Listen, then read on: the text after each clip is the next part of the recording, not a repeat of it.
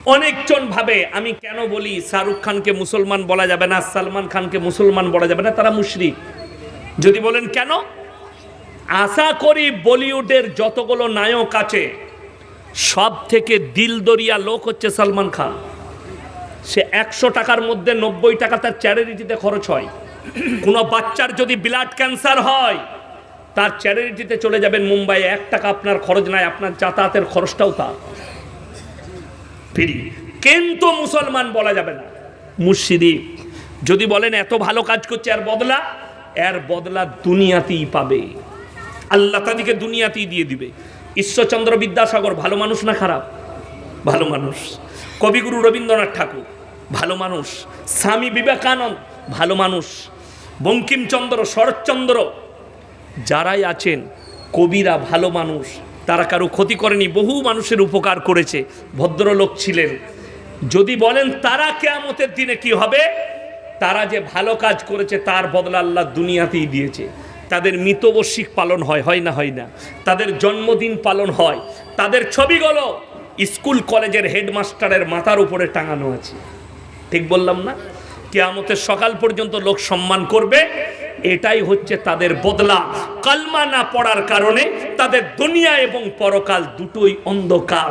নামাজ না পড়ার কারণে একজন মুসলমান যদি ভাবে আমি মুসলমান, মরণের পরে বুঝতে পারবেন কোরআনে আছে জান্নাতীরা যখন জান্নাতে প্রবেশ করবে আর জাহান্নামী দিওকে যখন জাহান্নামে পাঠানো হবে, জান্নাতীরা প্রশ্ন ছুড়বে কাদিকে? জাহান্নামী দিকে। ফি জান্নাতি ইয়াতাসাআলুনা আনিল মুজরিমিনা মা সালাকাকুম ফি সাকার, তোমরা কেন জাহান্নামে প্রবেশ করছো? তোমরা বলতে আমরা ভালো লোক, তোমরা বলতে আমাদের মতো মানুষ নেই। তখন তাদের 1 নম্বর উত্তর হবে ক্বালু লাম নাকু মিনাল মুসাল্লিন, আমরা নামাজি মুসল্লিদের মধ্যে ছিলাম না। এটা 1 নম্বর। সবাই হাত তুলে বলুন আজ থেকে 5 ওয়াক্তের নামাজি হবো। জোরে বলুন ইনশাআল্লাহ। হাত তুলেন, জোরে বলুন ইনশাআল্লাহ। নামাজ 5 ওয়াক্তের। একজন ইসলামিক ও অমুসলিম আর মুসলমানের মধ্যে যে ফারাক, সেটা নামাজের। হে আমার যুবক, যদি বলেন মৌলী সাহেব নামাজ পড়ে কি হবে, আমি বলিনি, আল্লাহর কোরআনে বলেছে ইন্না সলাতা তানহা আনিল ফাহশাই ওয়াল মুনকার, নিশ্চয় নামাজ এমন ইবাদত, মানুষ যখন নামাজ পড়তে লাগে অশ্লীল কাজ থেকে সরিয়ে ভালো কাজের দিকে নিয়ে আসে।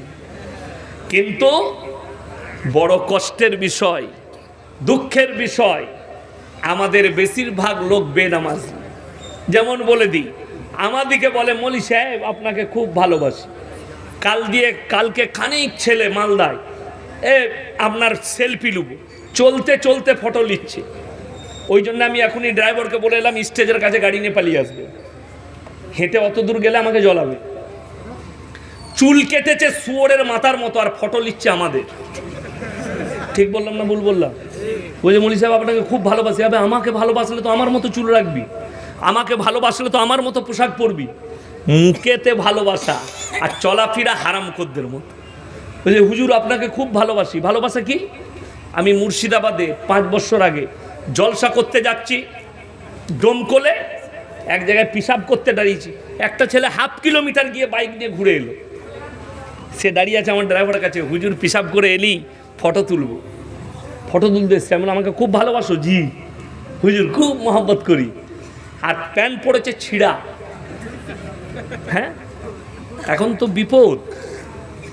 বেঈমান কাফেররা এমন জাল বিছিয়েছে, আপনি বলছেন আমি ইসলামকে মহব্বত করি, এই মৌলবিদিকে ফলো করতে পারলেন না আপনি।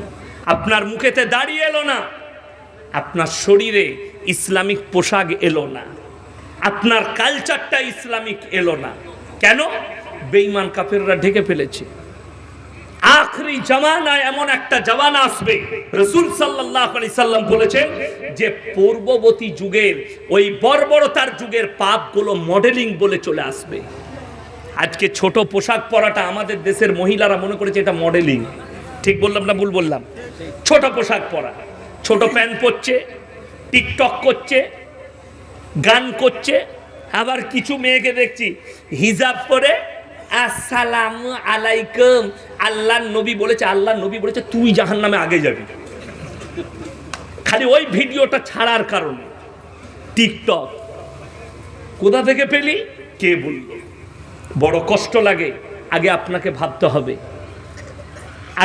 ভাবতে হবে, মৌলবীর বিবি যদি টিকটক না করে তা আমার বইয়ের জন্য জায়েজ কি করে হবে? কথাটা বুঝতে পারেননি? মৌলবীর বিয়েতে যদি গান বাজনা না হয় তাহলে আমার বিয়েতে কি করে হবে আপনাকে ভাবতে হবে। আপনি ওটা ভাবেন না, আপনি মনে করেন মৌলবী বলছে আর কি সব কথা কি শুনতে হবে নাকি? বলতো সমাজও কিছু মানতে হবে, আর সমাজ মানলে তোর কাছে মদটাও জায়েজ হবে। যেমন আমাদের দেশের বহু লোক আছে সকালবেলায় বিড়ি না খেলে হাগাই হয় না। ঠিক বললাম না ভুল বললাম? মসজিদের পায়খানা করে হারাম করে বিড়ি খাচ্ছে। ও বেরিয়েছে, ইমাম ঢুকেছে, ইমামের বমি হয়ে গেছে গন্ধই। জিজ্ঞেস করুন সমাজের লোককে। আমি সেদিনে জিজ্ঞেস করেছি মুর্শিদাবাদে, এ বাবা কাঁচা পেঁয়াজ খেয়ে মসজিদে যাওয়া যাবে? আপনারা কি বলছেন যাবে? যাবে না। আপনি কত সুন্দর উত্তর দিলেন, না যাবে না কাঁচা পেঁয়াজ খেয়ে। কেন? মুখে দুর্গন্ধ হবে। আল্লাহর নবী বলেছেন তোমার পাশের লোককে তুমি কষ্ট দিও না। আর বিড়ি সিগারেট গুটকা খেলে আতরের মতো সেন করবে, তাই তো? বিড়ি সিগারেট গুটকাখোর যারা আছে সব থেকে প্রথম কষ্ট তারা যাকে দেয় সেটা হচ্ছে তাদের অর্ধাঙ্গিনী, তাদের বিবিকে। তাদের বিবি কষ্ট পায়। তুমি একবার তোমার বউকে জিজ্ঞেস করবে, আচ্ছা আমি তো বিড়ি খাই আর গুটকা খাই, তোকে কিরকম লাগে? ও মনে মনে করবে হারাম কর, তুই চুমু খেলে মনে হয় তোর মুখে জুতো মারি, কিন্তু কিছু করতে পারবে না, স্বামী তো কি করবে। আমাদিকে খারাপ লাগে। হাই আল্লাহ মুসলমান, এই যে পানির বোতলটা দেন তো আমাকে। এই যে পানির বোতল দেখছেন, এইটাই ইনারা লিখে দিয়েছে বিষ মিশানো আছে, আপনি খেলে মারা যেতে পারেন। এটা আর খাওয়া যাবে? কথা বলে না, খাওয়া যাবে না। আচ্ছা বিড়ি সিগারেট গুটকার প্যাকেটে লেখা আছে না নাই ক্যান্সারের কারণ হানিকারক লেখা আছে। আপনি জেনে শুনে এটা শ্রবণ করছেন মানে হারাম কাজ করছেন। আল্লাহর কাছে বড় হিসেব দিতে হবে আপনার শরীরের জন্যে। যারা এই সমস্ত শ্রবণ করে ক্যান্সারের ঝুঁকিতে পড়ে আল্লাহর কাছে হিসেব দিতে হবে। আপনার জানাই নেই ইসলাম সম্পর্কে। ডাক্তারে যদি বলে তোমার জীবনের ঝুঁকি আছে, তুমি গরুর মাংস আর খাসির মাংস খেতে পাবে না, তোমার জন্য নেকির কাজ ওটাই যেগুলো না খাওয়া, জানা আছে। কিন্তু তুমি জানো না আল্লাহ যে জীবনটা দিয়েছে কত মূল্যবান জীবন, এটা আপনার জানা নেই। আপনার কাছে হিসেব দিতে হবে আপনার এই শরীরের জন্যে। মানুষ কিন্তু শ্রবণ করছে কেন? আপনাদের মধ্যে কে কে জানেন না মদ খাওয়া হারাম? হাত তুলেন তো। সবাই জানে না? জানে না মদ খাওয়া হারাম? সবাই জানে। গাঁজা খাওয়া হারাম কে জানে না? আর আপনাকে আমি এই উত্তর দিনাজপুরের ডালখোলায় দেখিয়ে দেবো মুসলমান মদ খাচ্ছে, মদ বিক্রিও করছে। ঠিক বললাম না ভুল বললাম? বিসমিল্লাহ। মুসলমান গাঁজা খাচ্ছে, গাঁজা বিক্রিও করছে। লটারির টিকিট হালাল না হারাম? আপনাকে আমি ডালখোলায় দেখিয়ে দেবো মুসলমান বিক্রিও করছে, মুসলমান কাটছে। আবার মুসলমান বেশি লটারি কাটে। দেখছেন না বাংলাদেশের একটা চাচা গত বছরে কি, আল্লাহ গো এক ঘর কেটেছি, আল্লাহ 1 কোটি ফেলিয়ে দিও, আমি জীবনে আর করব না। ই কি দোয়া?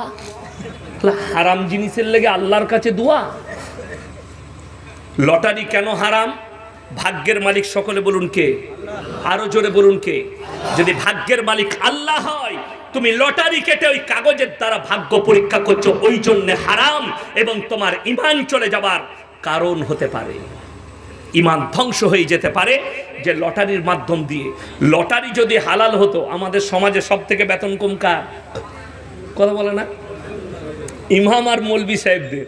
তো সব থেকে প্রথমে তো লটারি আমরা কাটতাম, একটা কেটে নিই, যদি 1 কোটি পড়ে যায় আর মসজিদে থাকবো না। কথাটা বুঝতে পারেননি? আমরা কাটি না। এত কম বেতন হওয়ার পরেও তুমি 20,000 রোজগার করো, তারপরেও তোমাকে লটারি কাটতে হয়। তুমি হালাল ভেবে নিয়েছো, অথচ সেই লোক জুম্মার দিনে আতর লাগিয়ে ফাঁস কাতার এই খুতবা শুনবে। তুই ঝাঁটা খাবি কবরে, রেডিও কবরে যা বুঝতে পারবি।